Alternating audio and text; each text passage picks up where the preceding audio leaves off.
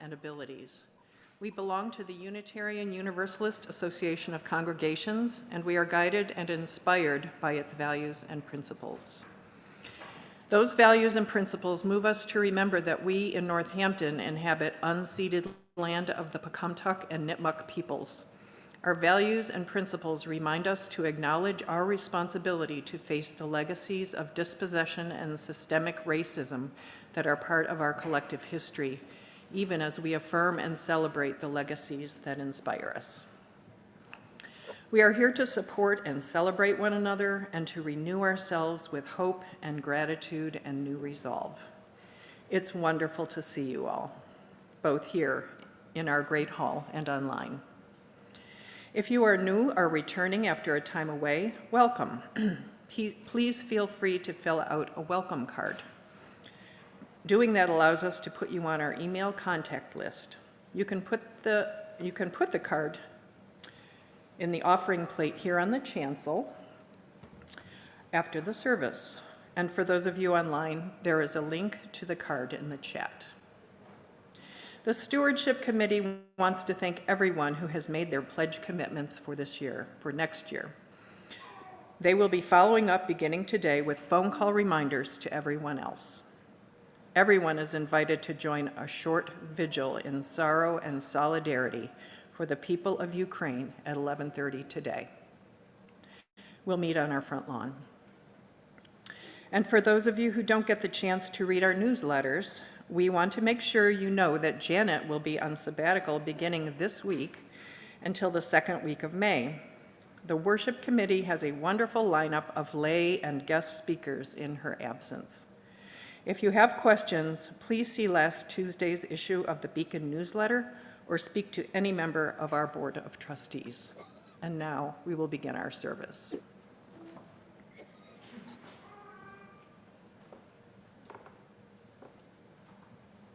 I'm not playing this Schumann because the music ran away apparently in the past 5 minutes. Just letting you know.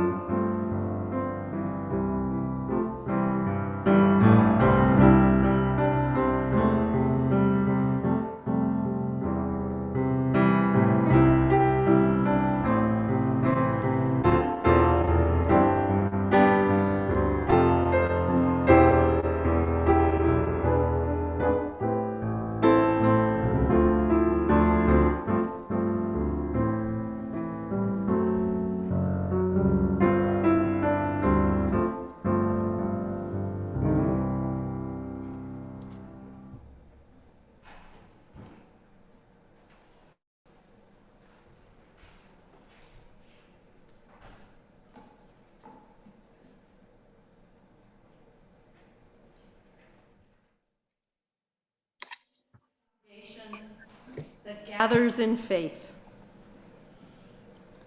Not faith in one religion or one God or any one way. We gather in faith of the power of diversity, the power of love, and the hope of a world transformed by our care.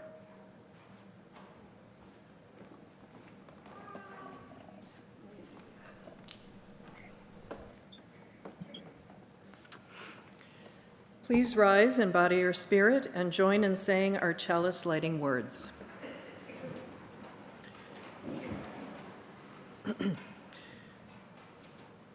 We light our chalice as a beacon of hope, a sign of our quest for truth and meaning. We light our chalice as a beacon of love. Whoops, let me read off of the screen. As we light our chalice, may we rekindle our faith in good. May we remember who we are and to whom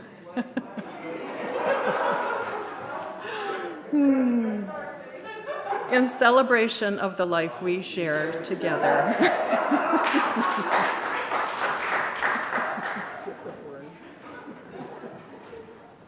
This is Everyone's Mistake Sunday, Ellen. You, me, who's next?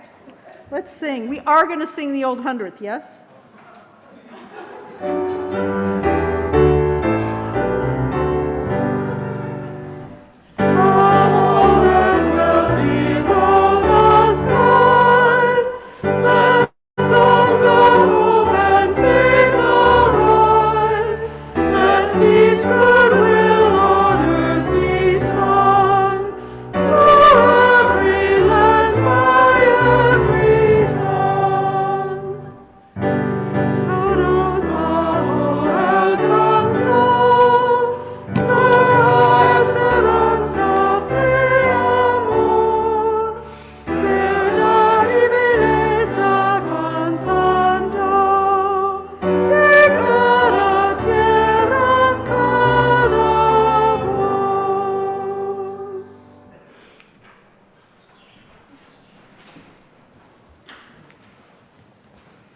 Our story is the everything seed.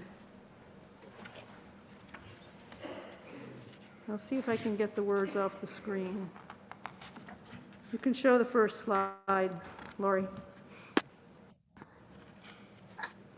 Have you ever watched a seed grow? Noticed how it begins so small, so still, so quiet, like a gift waiting to be opened? And how slowly it wakes up, begins to unfold, growing into something larger and larger, next page, and larger, then you know that whatever comes from a seed usually ends up not looking very much like what the seed looked like when it was small. And that is also true of the very first seed. Once long ago, back before the beginning, there was no such thing as time because there was no one there to count it. Everything was a deep, mysterious place. No stars, no sun, no moon, no earth, no living beings anywhere. But in that deep waiting space was hidden the tiniest point of something no bigger than a seed. It was not a flower seed. It was not an oak seed. It was not a seed of corn. Although all those things were included in that seed, you might call it an everything seed because that is what it became. No one knows where that first seed came from, or how it was planted, or how it knew how long to wait for just the right moment to sprout and grow. But all at once, this tiny seed, cradled and nourished in the rich soil of space, woke up, broke open, and began to unfold, unfolding and blossoming forth into an enormous blazing ball of bright light, like a great grandmother sun. And the universe was born.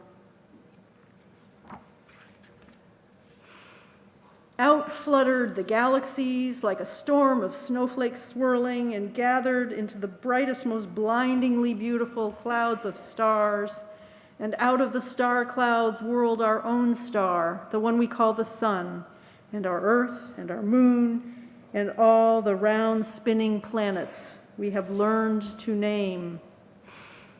And this is the secret of that tiny seed. You and I were there in the very beginning. just as the idea for each leaf in a big oak tree lies hidden inside an acorn. We were all there with all the stars and the planets, the rocks, the oceans, the plants, the animals, people. Everything that is now, ever was, or ever will be was inside that first tiny seed. Now, if this were an ordinary story, it would end right here. But this story of the universe keeps unfolding. What once began in a blazing blossom of light continues every day. New stars sprout open in the deep soil of space. New plants and animals appear on the earth. Seeds of many kinds are scattered everywhere. To help us remember. And new people are born every day with that spark of the first light still burning deep inside, waiting, like the everything seed, to shine in ways that are yet to be known. Please rise in body or spirit and join now in singing hymn number 40, "The Morning Hangs a Signal."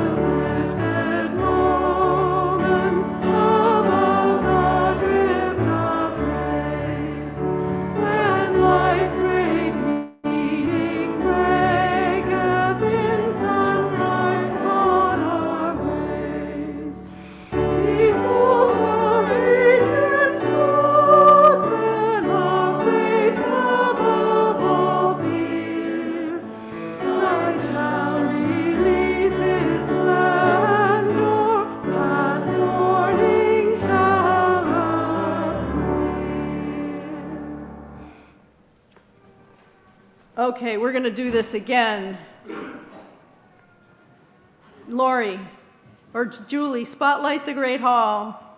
And everyone's going to, if you're on, oh, can you unmute, Julie, can you unmute everyone?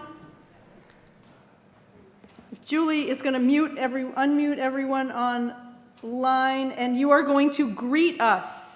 Those of you online, say hello to everyone in the Great Hall, and everyone in the Great Hall, say hello to the people online. Turn around to the camera up there and say hello, everyone. People online, start talking, make noise, say hello. I can't hear you. Oh, we didn't turn on the sound. Never mind. Yeah. Oh, Ginny's going to turn on the sound. We're going to do it again. All right, is it on? Oh. You have to go all the way down. It's wonderful to see All everyone. right, now try. Make noise, people online. Hi, everybody. Hello. Welcome. Hello. Happy Sunday morning. We try. We'll get it down. is. Oh, Michael! Now, everyone who is going to religious education activities, I'm going to sing you out. And the words are going to be on the screen in just a minute. And we're going to go back to, Barbara. Don't go before we sing. there we go. It might have been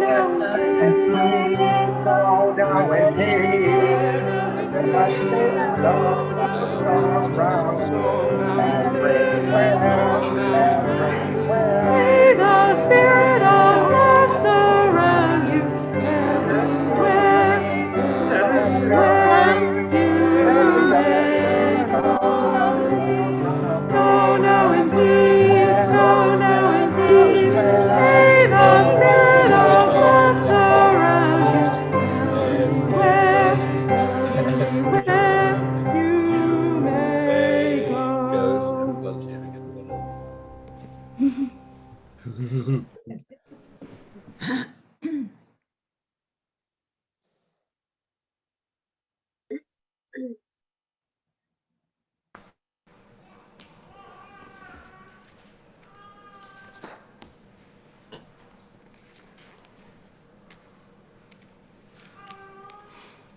Renewing faith is the theme for this month in various conversations and in a few of our worship services. In what or whom do you have faith, and how do you renew it when it flags? So as an experiment, I'm going to invite you to express your faith. You don't have to do it now. In one sentence with just a few words. You can try for 6 or fewer words. One example comes from a UU Ministers Facebook group. Theirs was, seeing eyes, loving hearts, working hands, which is not a sentence. Next month, David McSparrington will be the speaker for our Adult Credo service, which is an annual tradition. Hello, David. Where people share something about their own faith journeys and beliefs in more than 6 words.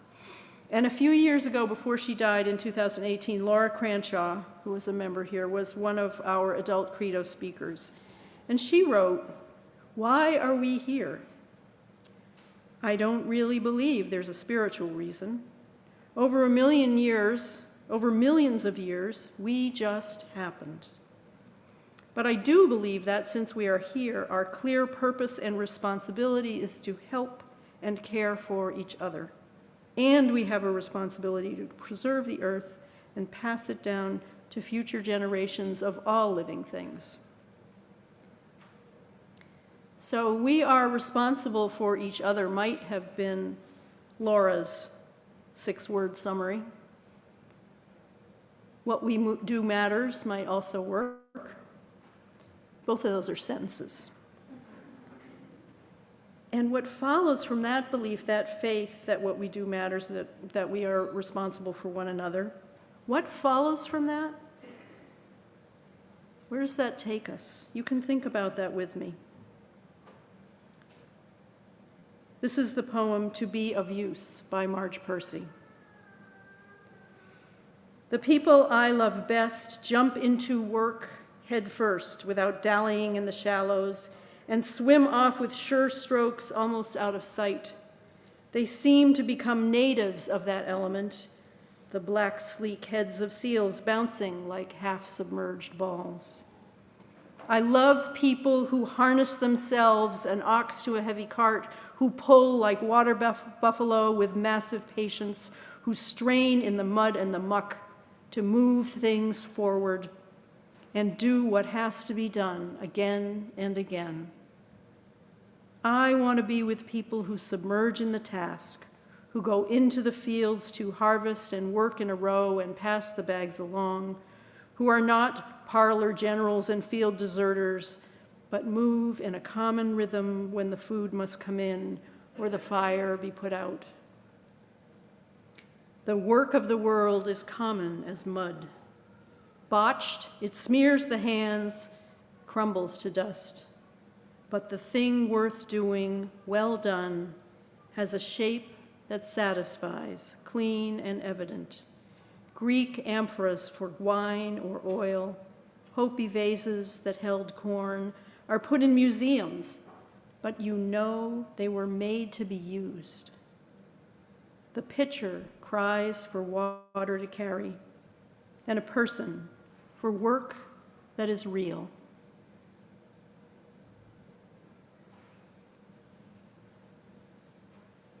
And now, in solidarity with the people of Ukraine and the Russian soldiers and families who are also its victims, please rise in body or spirit and join in singing hymn number 399, Vine and Fig Tree.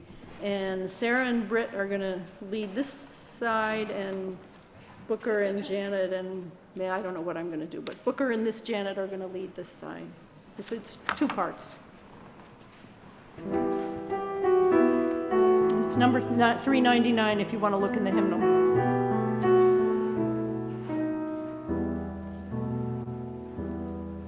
And everyone neath the vine and fig tree shall live in peace and unafraid.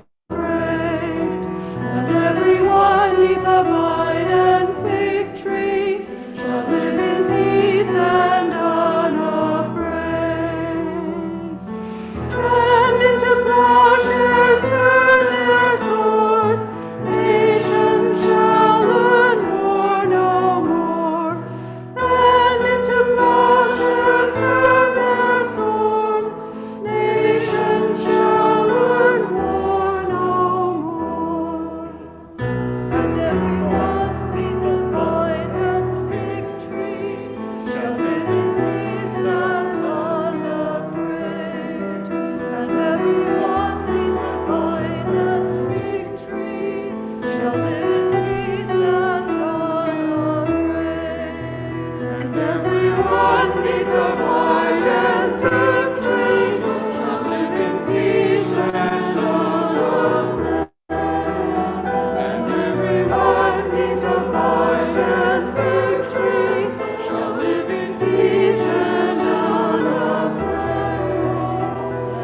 And into plowshares turn their swords, nations shall learn war no more. And everyone into plowshares turn their swords, nations shall learn war no more.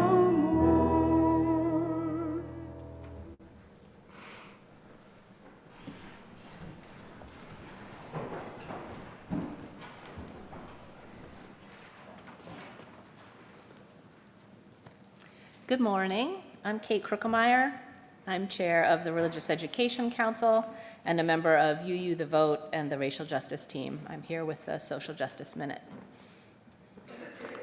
Each year, the Unitarian Universalist Association chooses what they call the Common Read, a timely book that they invite congregations to read together as a way of deepening both our spiritual exploration and our commitment to social action. This year's Common Read is Defund Fear, which is subtitled Safety Without Policing, Prisons, and Punishment. The author, Zach Norris, is the executive director of the Ella Baker Center for Human Rights. He's also the co-founder of Restore Oakland and of Justice for Families, a national network addressing youth incarceration. The verb defund has become something of a scare term, showing up recently in the State of the Union address as an example of what we should not do as we consider how to fix our broken system of crime and punishment. Zach Norris, however, is asking us to stop feeding a cycle of fear that compounds our societal wounds, and instead to create real safety by healing people and communities. This book speaks directly to our deepest values as Unitarians. If you want to think through the implications for our faith, I invite you to watch a really moving panel discussion between the author and a group of UU religious professionals, which is posted on the UUA website. The book is also profoundly practical. As the Common Read description points out, Norris offers a new blueprint for public safety that holds people accountable while still holding them in community. In my volunteer work with a group supporting the Northampton Public Schools efforts to move away from punishment and towards restorative practices, Norris's work is helping me think, dream, and plan. With support from the Racial Justice Team and the Religious Education Program, Sherry Hall-Smith and I will be leading a two-part discussion of Defund Fear on the first Thursdays of April and May. So that would be April 7th and May 5th at 7 p.m.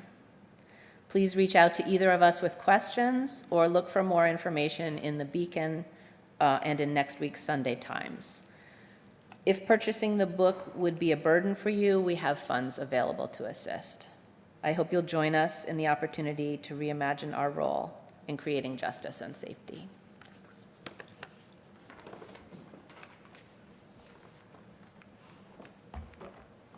Thank you, Kate.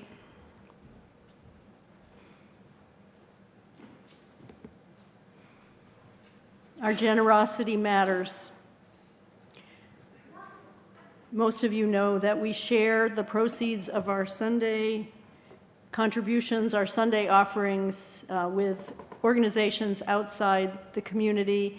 We take 50% to support the work that we do in the congregation and 50% to organizations outside of it. And the organizations we are supporting for the rest of this year are Embrace Race, Hands Up for Haiti, which is an organization that we've been supporting a while that offers rural health in the form of a nurse practitioner who sees pregnant women, and the Nipmuc Indian Development Corporation, which does community and economic development programs, and the Northampton Interfaith Shelter, which is the shelter that is currently housed in First Churches that offers overnight housing and other forms of support. What we do does matter, and your contributions matter. If you would like to make a donation here today, you can put it in the offering plate at the end of the service. You can also donate anytime online, and just note that it's for the Sunday offering. And now we'll listen to our offertory music.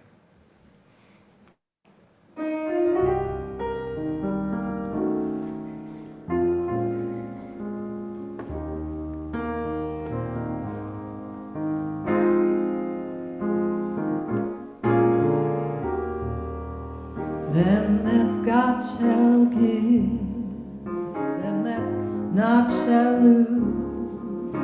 So the Bible said, and it still is news.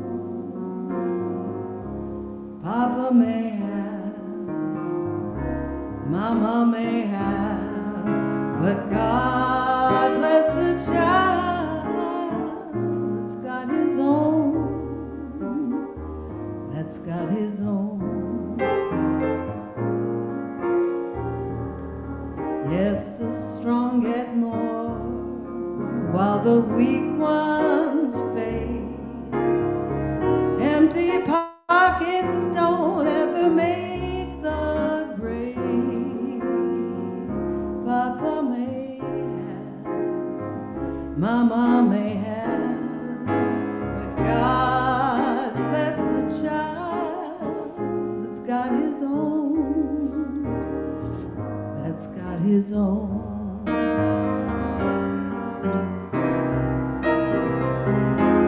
Money, you've got lots of friends crowding round your door. When it gone and spending ends, they don't come around no more. Rich relations give crust of bread and such. You can help yourself, but don't take too much. Mama may have and Papa may have. God bless the child that's got his own, that's got his own.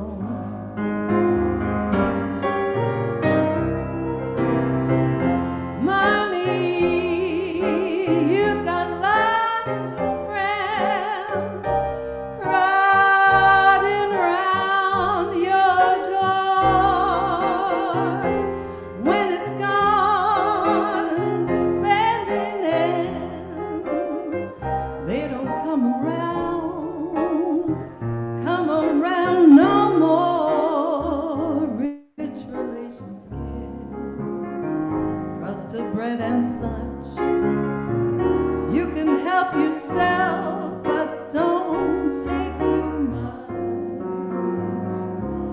Papa may have, Mama may have, but God bless the child that's got his own, that's got his own.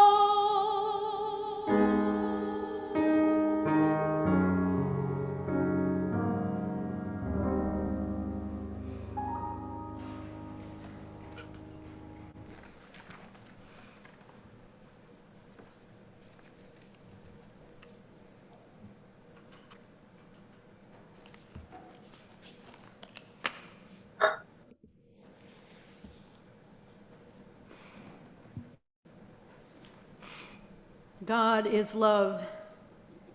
That's a statement of faith in only 3 words. And it reminds me of my childhood Sunday school. The Sunday school supervisor was a woman named Mrs. Ellis, and she was very big and tall. She had dark hair, red lipstick. She had a very deep voice, and I was a little bit afraid of her, or maybe a lot afraid of her when I was small. But I liked hearing her tell us God is love, even though it was hard to understand what that meant. In our own UU faith tradition, early Universalists were shunned and persecuted for preaching about universal salvation. They were shunned and persecuted for saying that God is a forgiving God, a God of love. What does it mean to say that God is love? How might it lead you in other directions? How might it offer guidance? As a lead-in to our time of silence this morning, I have a poem written by Adam Lawrence Dyer. Adam is the lead minister at First Parish UU in Cambridge, Massachusetts. He calls it Love Beyond God. What if every time you woke, your sigh was felt by every being on earth? What if every time you spoke, your words were heard by every ear on earth? What if, when you told a joke, you tickled the senses of every smile on earth? What if with each tender stroke, you shared your touch with every hand on earth? What if when your heart broke, you tasted the tears running down every cheek on earth? No bond or brand or gilted yoke. Surely this is love that reaches beyond, that holds one to another and every other to one, no matter the color or where we're from. This is now, this is we, this is love, this is God, and this is love beyond God.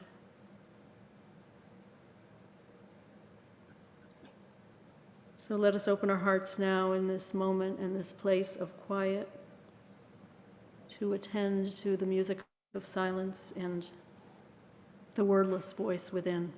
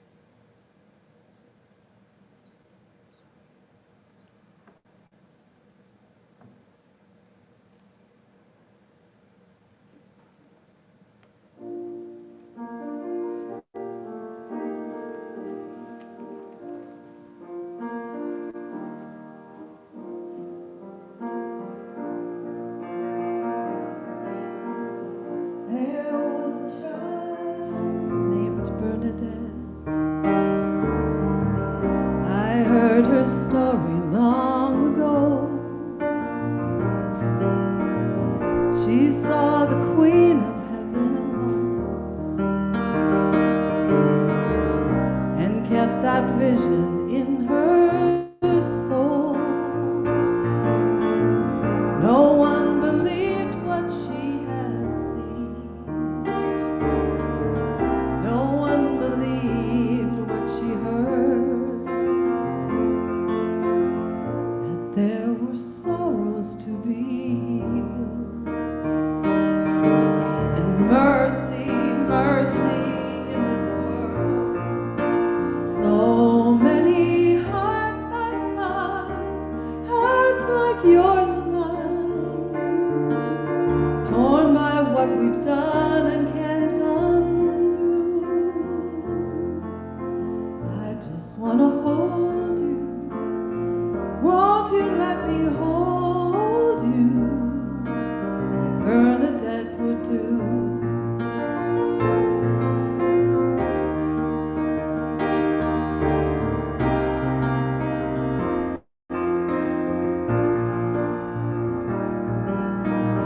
We've been around, we fall, we fly.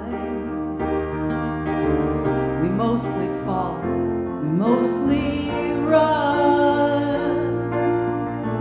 And every now and then we try to mend the damage that we've done. Tonight, I just can't rest. I've got this feeling here inside my breast, to think that I could not forget this song, this child called Bernadette. So many hearts I find broke like yours and mine, torn by what we've done and can't undo. I just wanna hold you. Won't you let me hold you like Bernadette would do? I just wanna hold you. Come on, let me hold you like Bernadette would do.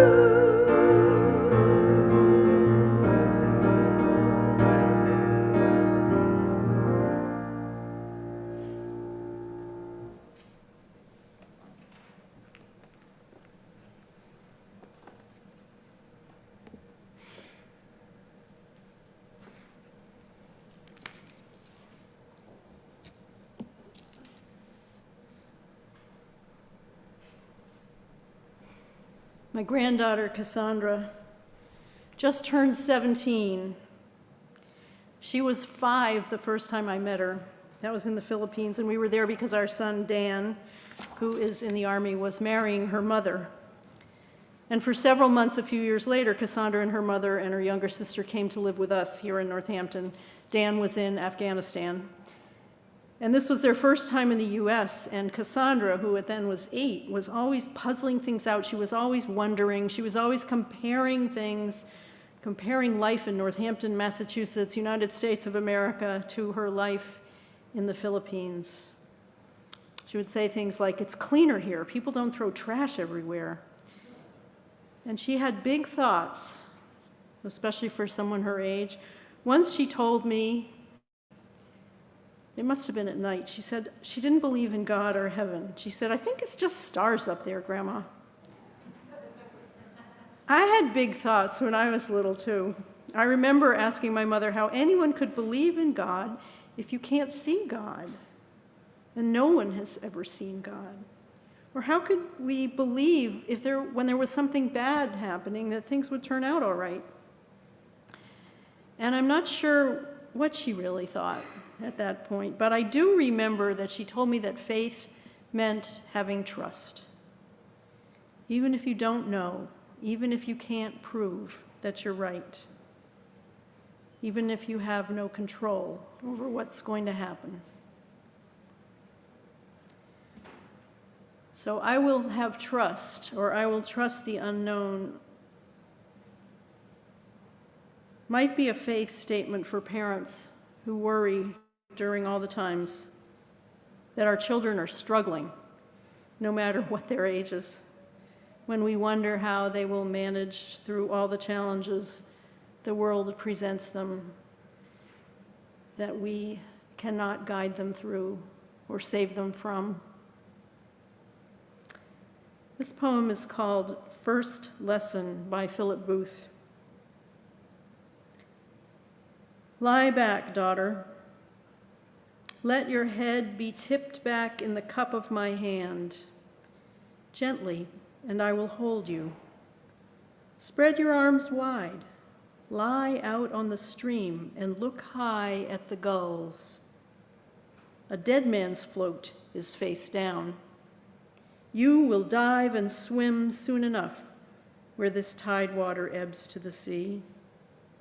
Daughter, believe me, when you tire on the long thrash to your island, lie up and survive.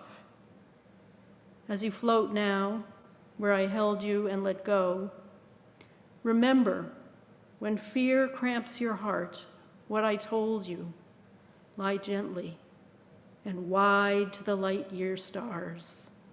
Lie back, and the sea will hold you.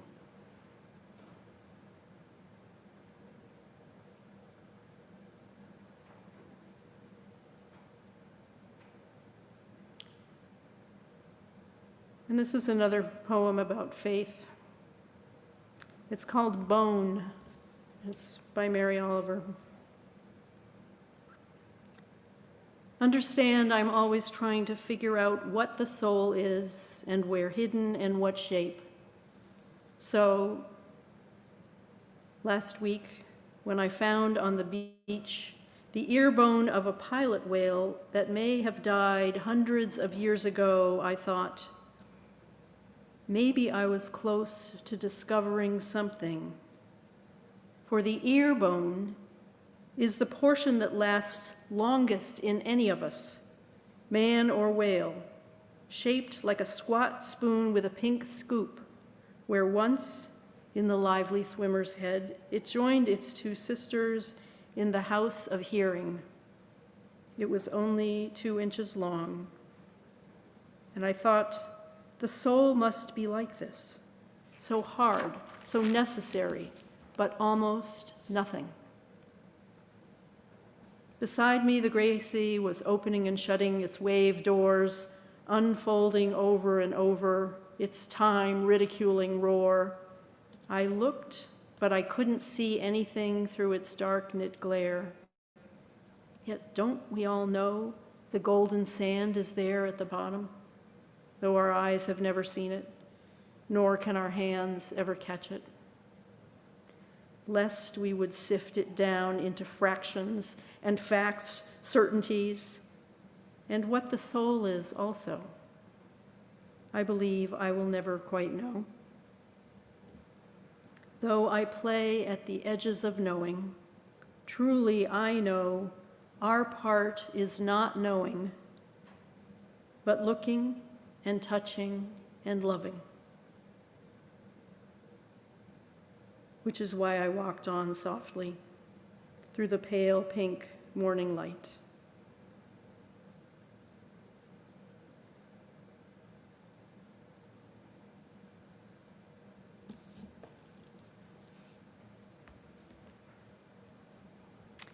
And now we have a little change of mood, a joyful hymn of protest and solidarity that was sung by South African women protesting apartheid. Siyahamba. And the words, good, it's up on the screen. Siyahamba kukanyen kwen kos. Try it with me. Siyahamba kukanyen kwen kos. It's not that hard. We'll try it one more time. You got it. Siyahamba kukanyen kwen kos. And then we'll sing it a couple times in English. Please rise in body or spirit and join in gently singing.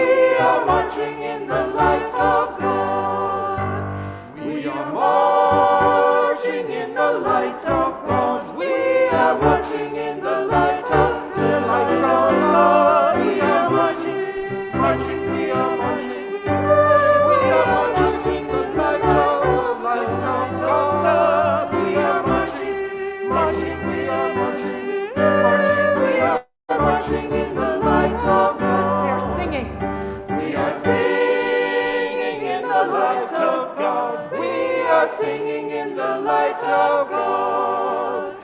We are singing in the light of God. We are singing in the light of God. We are singing, singing, we are singing, singing, we are singing in the light of God. We are singing, singing, we are singing, singing, we are singing in the light of God.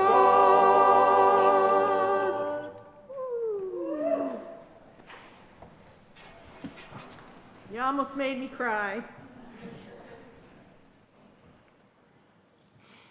So, Unitarian Universalists, the Unitarians especially, have a long history of beating words to death.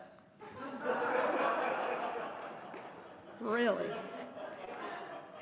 We get bothered or indignant about the use of certain words. We fuss and argue about the wording in hymns, in documents, in messages.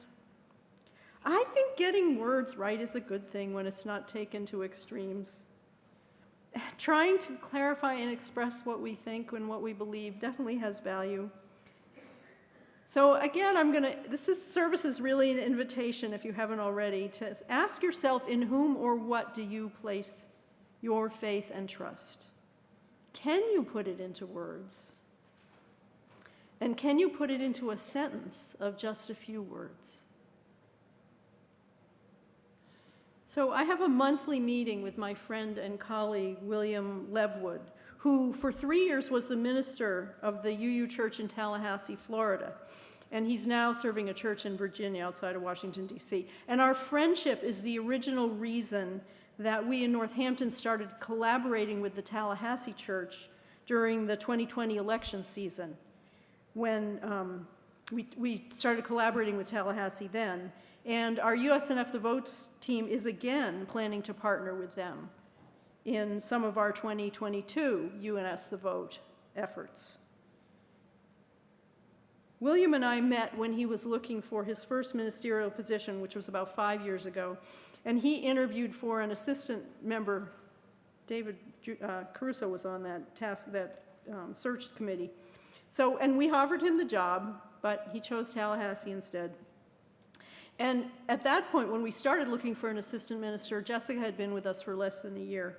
But when William turned us down, we very happily expanded her job description and scope, and it was a fabulous outcome for everyone. New UU ministers are required to have monthly meetings with a more experienced colleague for at least 3 years. And so William asked me to be his mentor for that time. He has fulfilled that requirement now. He's all done. But we continue to meet to offer each other mutual feedback and support. And one of those things that we're trying to do is to encourage and challenge each other to engage in regular spiritual practice. So writing a 6-word faith statement and meditating it was the practice that we chose for last month. And I made up the rule for myself that it needed to be a sentence.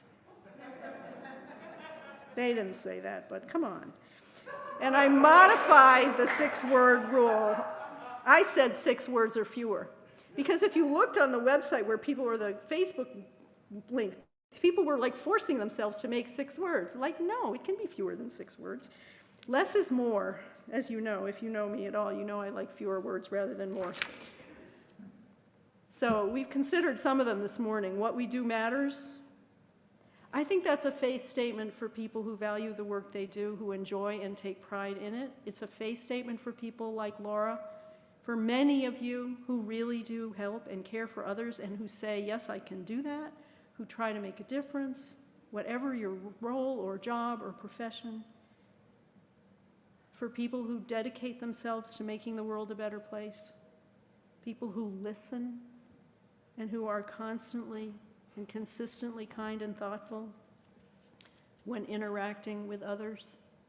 That has to be a faith statement for all of you. What we do matters. Then there's trust the unknown, which is a more occasional one, but it's a good one to remember. As Mary Oliver wrote, though I play at the edges of knowing, truly I know our part is not knowing. Our part is not knowing, and our part is not knowing. Faith is not knowing, and faith is not knowing. The Reverend Dr. Martin Luther King Jr. once said that faith is taking the first step without knowing if the rest of the staircase is there. And there are times in our lives when we must go forward without knowing where we're going, or wait and watch despite wanting to help, when all we have to hold on to is trust in our own power to endure, or in the goodness or skill of other people, or in the passage of time, or in the power of love. The next one was God is love. And I would say love is the everything seed. Love is the match that lit the Big Bang before the beginning, the mother of the seed and the seed itself. That love is the match that lit the Big Bang, or love is the everything seed. That is a faith statement that is at the foundation of a whole system of theology, which going through would take at least a sermon or two, and more likely a lifetime of reading and thinking and praying. Or it's just what is at the base of what you believe, and you don't have to overthink it. Judy's nodding. Judy Hyde over there, she agrees with me. So anyway, I did my self-assigned homework for my meeting with William, and I came up with my own statement. It's a whole statement, a sentence. It's fewer than 6 words. Life is a gift. It is what I believe. It's a statement of faith or a mantra for ordinary moments, and most of our moments are ordinary ones. Something to remember when I'm tired or stuck, or just going through the motions, when falling asleep at night, when I get to hold and feed a new baby, one named Gilly Rose, as I did this week, and when the baby cries. Life is a gift. It's something to whisper when we're filled with sorrow and dread at what is happening in Ukraine, the pain, the suffering, the destruction of places, the death of so many people, the traumatization of so many children and others, the fear of what might happen next. Life is a gift. It's something to remember and repeat when we're filled with joy and pleasure of the beauty of a day in early March, when the spring promising sun, as it did a few days ago, was sparkling off the snow. Even when it's cloudy or about to rain, life is a gift. So where does that lead? Gifts call us to reciprocity and to gratitude. When I acknowledge and remind myself that life is a gift, that leads me directly to believing that what we do matters, and that we indeed have a responsibility to care about and for one another and for our earthly home. Remembering that life is a gift helps me find the strength to trust in times of struggle and uncertainty, and it reminds me to choose love.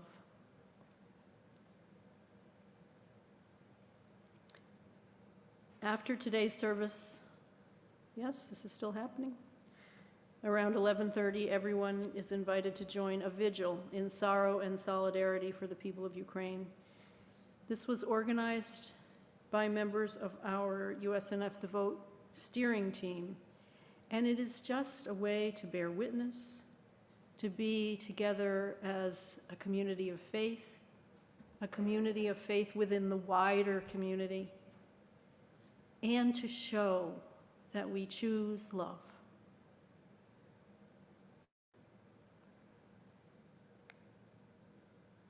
Life is a gift.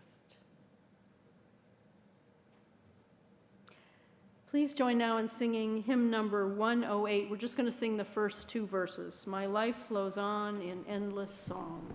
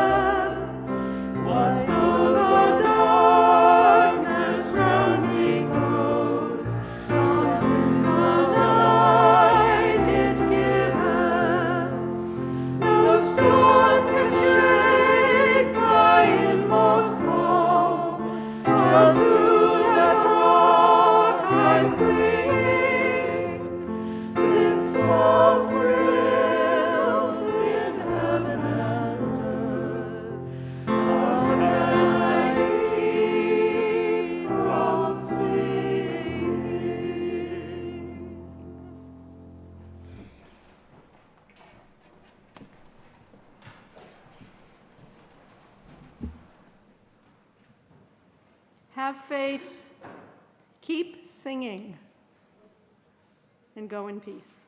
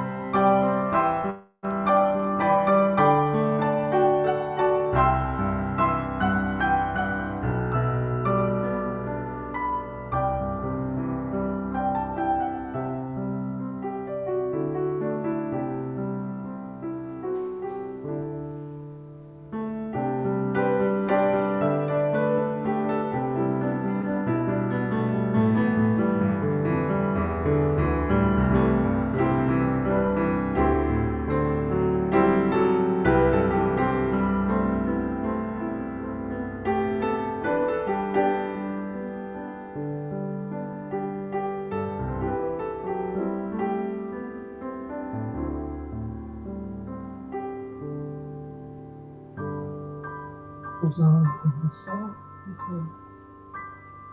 with the brownish melody.